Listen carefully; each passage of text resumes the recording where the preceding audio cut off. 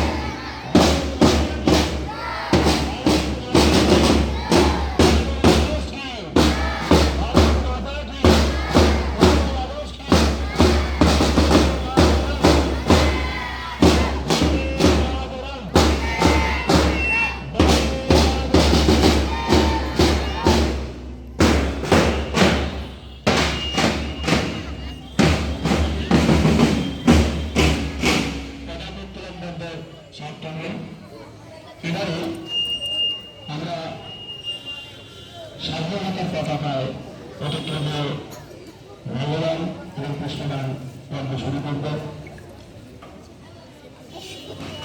আমি প্রথমেই আমাদের তন্ময়বাবুকে পুষ্পাঞ্জলি নিবেদন করতে বলছি, তারপরে